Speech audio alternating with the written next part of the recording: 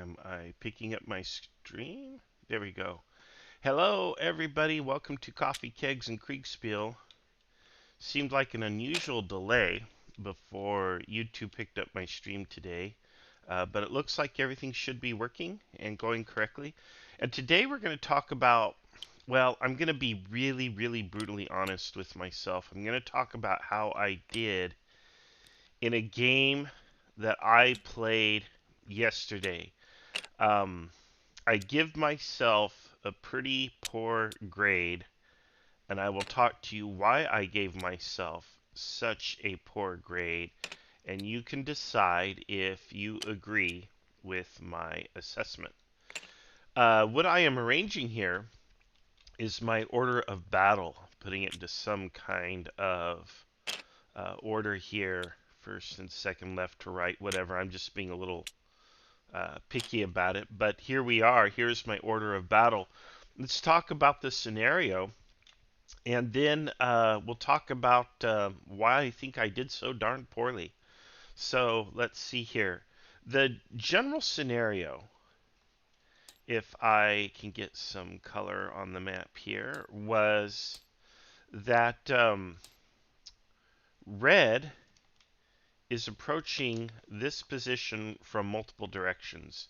We assume they're coming from here, maybe even here, and probably here, and who knows, maybe even somewhere this way. In any case, red is converging on blue, and I'm on the blue team. And blue has a division that's holding here, these mountaintops here. I gotta tell you, this is my favorite map. This is the Mets map. This is actually a portion of the Mets map. But I love this map.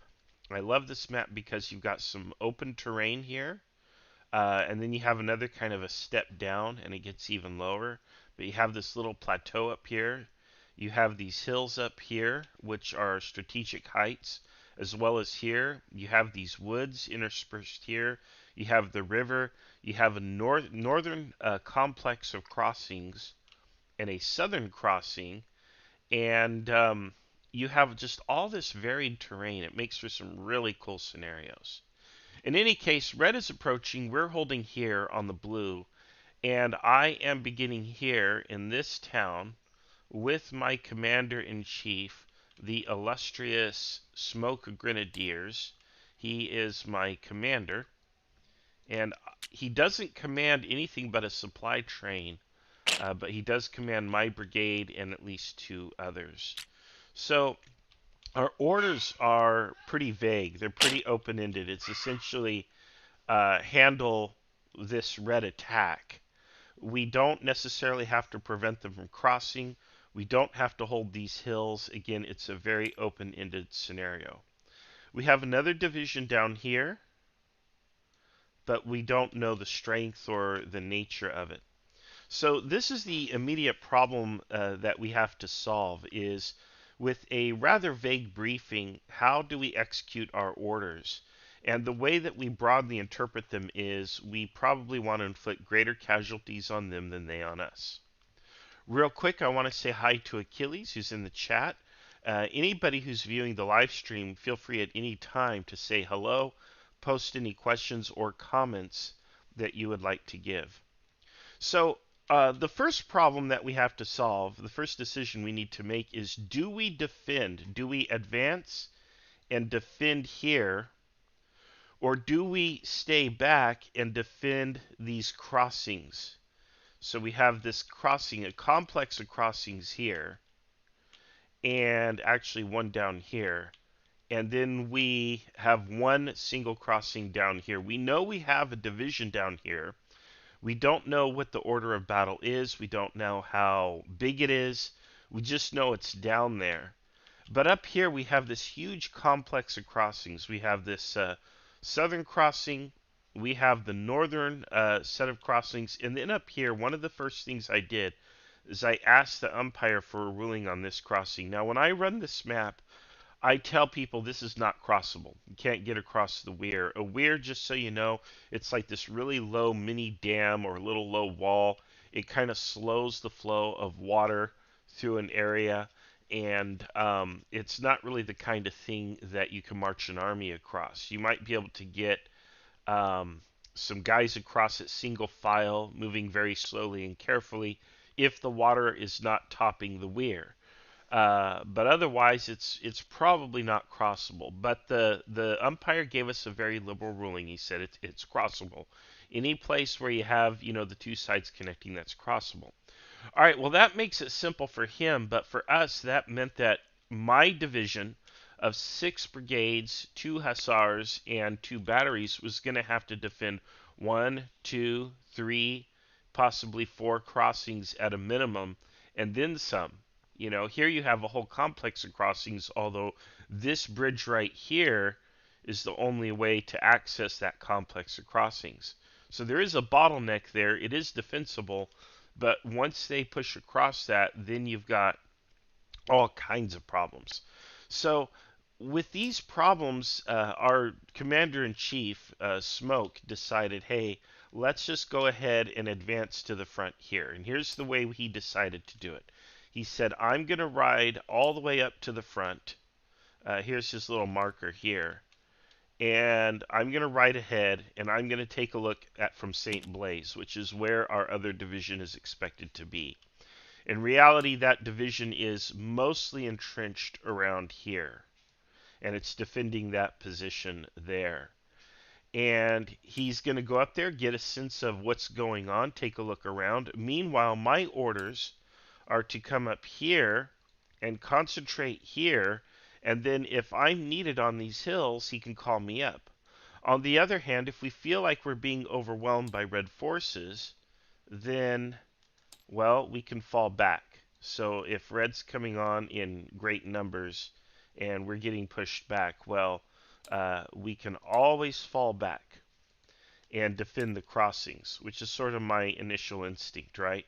So I'm saying yes, we could move back and defend all of this. And while we would be spread out, it is a little easier to defend a bottleneck than it is to defend a hilltop where the enemy could approach from any number of directions. That being said, we prefer to defend the hill, have the high ground advantage, be able to see everything, be able to defeat the enemy in detail if his attack is uncoordinated.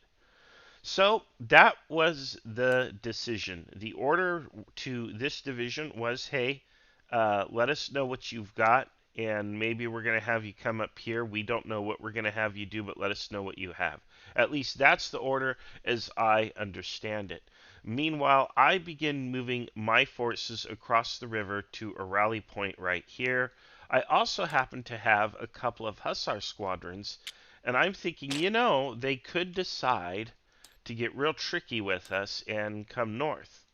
I mean, who wouldn't? It's what I would do. I would come north this way, come across, and maybe even attack from behind or any of these directions as needed.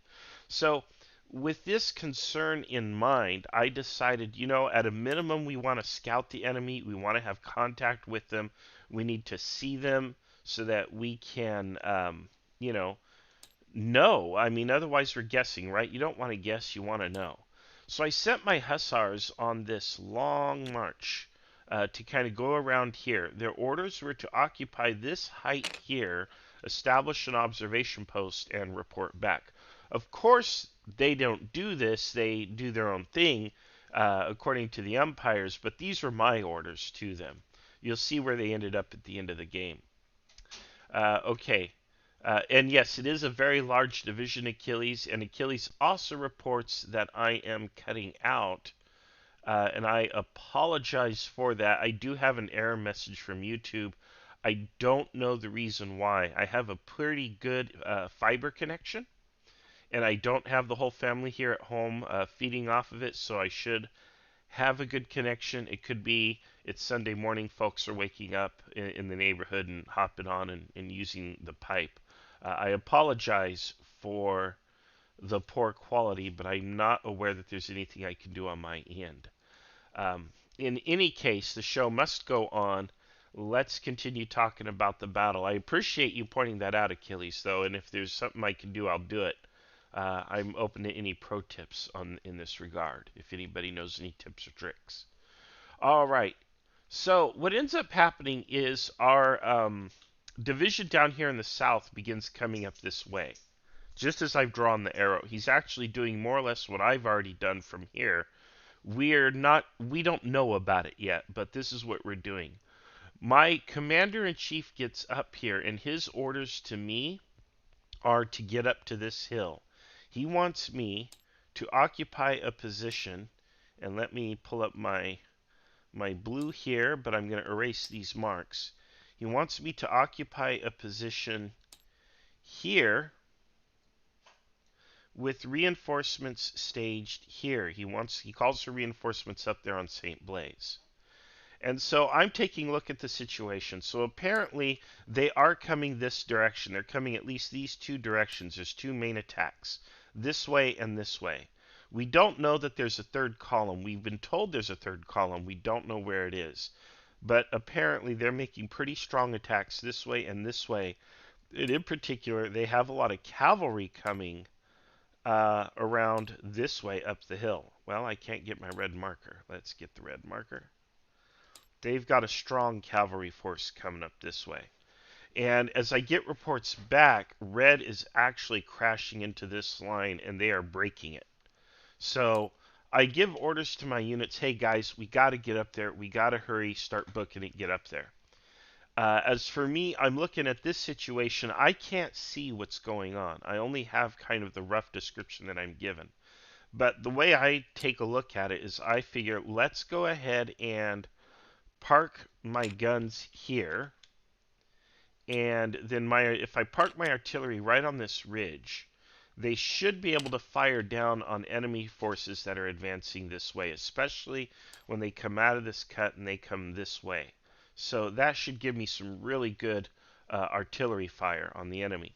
In addition, I order the first four brigades to occupy this position here, and then the other two are to take up a reserve position over here. Okay, not a bad order. Pretty good orders, I feel. I don't think that's bad. It's certainly consistent with what my commander-in-chief has asked me to do. Now, the enemy comes through here with some heavy cavalry. They come through here with some cuirassiers. And let's see if I can take a look and pull up that screenshot for you, because we get screenshots, we get these reports in the form of screenshots. And here is the first one that I got from them. And there, you should be able to see it. It's not too clear because it's kind of blown up and it wasn't too clear to begin with. But here you have it. You see he's got a couple of cuirassier units. My brigades, which are just now coming, and their goal is here by the chateau on the right. My batteries are making good progress to get on that ridge. I am here. I order these troops into square immediately because, hey, these cavalry are up here. So they hold their own against the cuirassiers. You can see this block here is reduced in size. Obviously, they crashed into that particular block and did some damage. So one of my units suffers some losses. But for the most part, the cuirassiers are initially held off. But the cuirassiers continue to be a problem for us. Let's take a look at the next screenshot that I got. You see now they move here to the south. Here at St. Blaise and the hill south of it, there's been all kinds of trouble. We also have hussars over here, and the hussars are behind this road cut. They can't cross that road cut straight across. They've got to go around it. And I'd like to do something with this infantry, but the problem is, with a 15-minute turn cycle, these guys can just whip around one way or the other.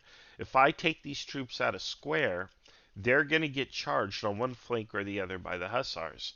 So it's kind of the standoff situation where I'm not sure if they're going to charge me or what's going to happen. But the cuirassiers continue to inflict heavy damages on units. This is about where we start scratching our heads, because as players, cavalry can't really charge uphill for an extended period of time. By this point in the game, they've been going for 30 minutes. That seems a bit excessive, and the umpires did confess to that at the end that the red probably got a lot more mileage out of the cuirassiers than they should have. Nonetheless, that's not an excuse for us. It's not an excuse for me. Let's take a look at what's going on here. So we have red forces coming up here. We have my artillery in action, and as predicted, my artillery is inflicting some losses on the enemy. So this was a fantastic positioning of my guns. I then have my infantry coming up and coming online. Now this isn't exactly the position I wanted the guns in. I actually wanted them down here. Nonetheless, this is where they had clear fields of fire, so they go in there. I have a supply train, which is here, which is now being protected by these troops in square. Let's take a look at the next update. Alright, in the next update, the magical cuirassiers keep going to town, and this time, now they're coming at the center. One of the orders that I gave to my artillery was, hey, turn and fire on those cuirassiers. And the cuirassiers attacked them, captured some of my guns. And now here they are coming against these guys. You notice right here in the middle you have the Corps Commander, you have me, you have the 2nd Division Commander. The 2nd Division Commander is actually, his horse is quite a ways back, but he's rode up here himself. We're having one of those big grand reunions that I hate to see when I'm umpiring. I wasn't too happy with it. I don't mind when 2 officers meet up and talk, but when you start getting 3 or a whole congregation together, it's like you're having a party or having church or something, and you're not commanding your units. If you're busy chit-chatting with the other commanders, you're not in the field with their units. Nonetheless, I correctly identify, hey, we're kind of at a decision point with this scenario. These cuirassiers, something's got to happen with them. The red, as I get reports, even though I can't see, I'm being told that the red is having a hard time. Look, we've shattered him here. His artillery is massed and can't fire at us. These units are in some trouble because I'm threatening their flank. We have broken units to our south. It is a tough time. And now I have to make a decision. I have to make a decision. And the decision is, do I want to attack south, push the attack, or do we want to fall back and retreat? Now here's the thing, right? Here's the dilemma. If we attack and the enemy is close to breaking, then we win the battle, right? You know, we actually push him off, the battle ends, we win, and he gets defeated. All right, pretty good, right? Here, I'll make myself a little bigger so you can have a better view of me because the map isn't quite so interesting yet. The other alternative is we just retreat, and if we retreat, we save losses, but we also give ground to the enemy. So what do you do? Do you save losses and give the ground to the enemy, which is the same thing as conceding defeat, at least at the moment? Now, if the battle were to continue for another hour or two, getting back across these river crossings here, there would be value in doing that because now you're alive to fight another day, and they'll pay the devil getting across, right? On the other hand, if we attack and they're close to breaking, well, they break and we win the whole battle. So what do you do? I say we attack. We go ahead, we gamble. Let me see if there is one more screen. There might not be. No, this is the last screen. But in any case, I went ahead and gambled, and here you might see it a little more clearly. I don't know. There, I can kind of magnify it a bit for you. But here I went ahead and gambled and I pushed the attack, knowing that these cuirassiers were going to create more havoc. I, of course, said, I'm going with my guys, and I went over here on the right with these last 2 intact infantry brigades. Meanwhile, you see I have 3 more brigades here, and I have my supply train here, my artillery is in peril, and I have a broken brigade here. All right, let's talk about the aftermath of all this. What the heck happened at the end? Well, what happens at the end is we'll talk about the hussars momentarily. I end up with just a couple brigades here. I've got a couple of broken brigades. Actually, no, I don't. I have one broken brigade here. Okay, so I have one that's broken. And then I have this guy and these other two here. And we'll just put them in a line. And I'm not going to worry about the numbers right now. But we'll change their state to, what, square? Oh, I have to flip them. Anyway, they're in square. We'll just leave them like that for the moment. And they're still defending against enemy cavalry. Um, my artillery is basically done for. I've lost one of the batteries. I've got another one that's turning to fire on the cuirassiers, and apparently they did a good job of it. And I, of course, am right here while my commander-in-chief is over here. We're going to move him off. So at the end of the battle, okay, we have a red cavalry attack this way. We find out we have another red division coming up this way and this way. Because what happened was our other blue division decided, hey, I'm going to come up around this way, and he's actually coming online here, and he is getting here first, which is nice. And let's see, we also have some red coming in over here.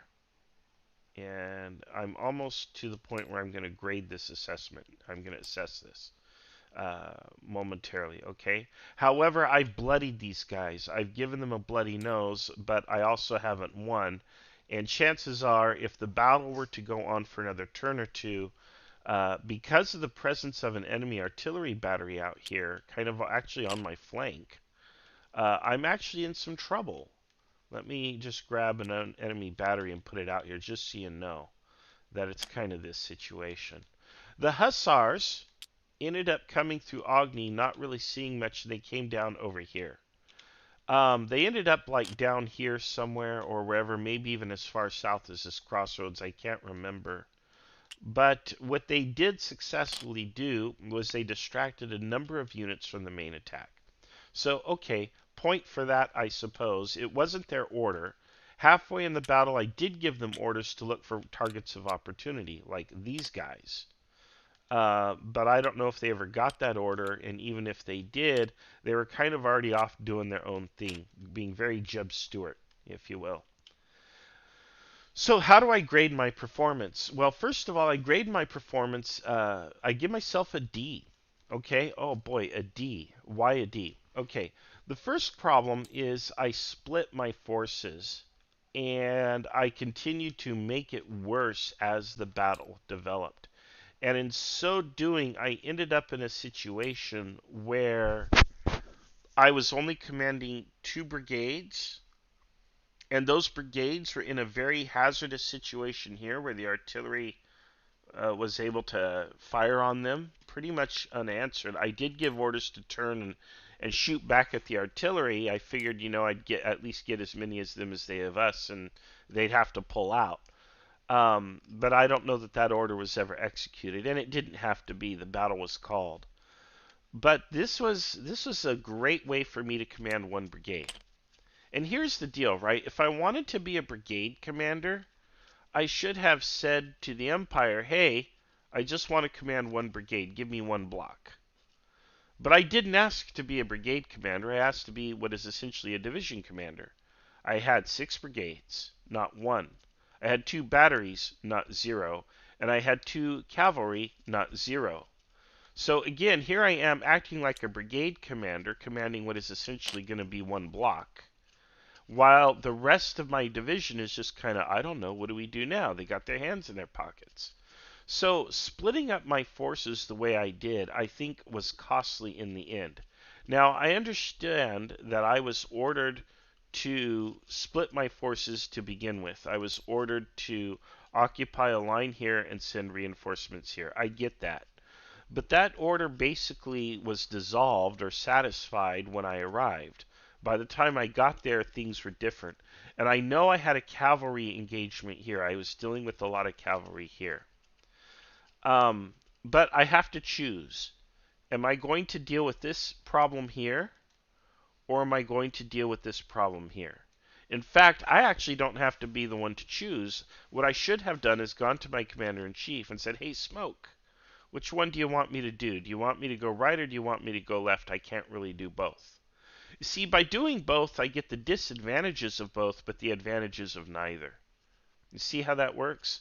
I put myself in a situation where I'm at least held up here, I'm stonewalled here, and I'm defeated in detail here. So it didn't quite pay for me to do that. Now, did it? So that's the problem with that particular choice of approach. I have reinforcements coming up behind me, and the reinforcements can do what they're going to do, but I can't do anything because I'm here commanding one brigade, and I've got the rest of my division scattered. So I give myself a D. Um, hmm. That may sound kind of harsh. That may sound kind of harsh, but I don't think so. I think war itself is actually what's kind of harsh. And if I make mistakes, my men get killed. I don't know how you get more harsh than that, right? Now, granted, this is a game, right? We're playing Kriegsspiel as a game. We've gamified it. We're playing it as a game. I get that, but that's still not an excuse for unsatisfactory performance. I get that my unit was not entirely destroyed either. I actually did contribute some value to the battle. It was declared a blue marginal victory at the end of the battle. So obviously I guess we got more credit than we lost, but at the same time I'm unsatisfied with my performance.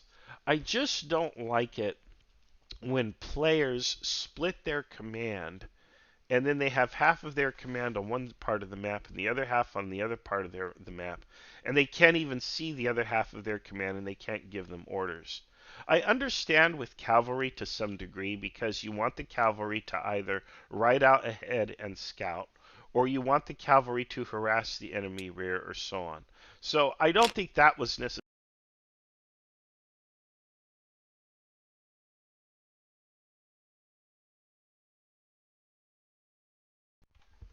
There we go. Sorry, my headset it gives out when it's low, and there goes my light. There we are.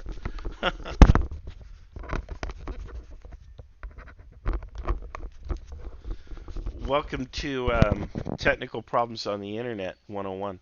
In any case, I was disappointed with my overall performance, even though I think the cavalry were fine. But yeah, I need to probably stick it out with the units that I have. I need to stay with my command.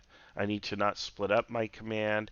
If I'm ordered to split my command, the lesson to me in the future is to ask my commander in chief, hey, what do you want me to do here? Right? I can't do two things at once. I can't be in two places at once. You're going to have to pick. All right? There you go. Because the consequences of splitting up my force are this: you get the disadvantages of both and the advantages of neither. All right, that being said, let's talk about one quick update before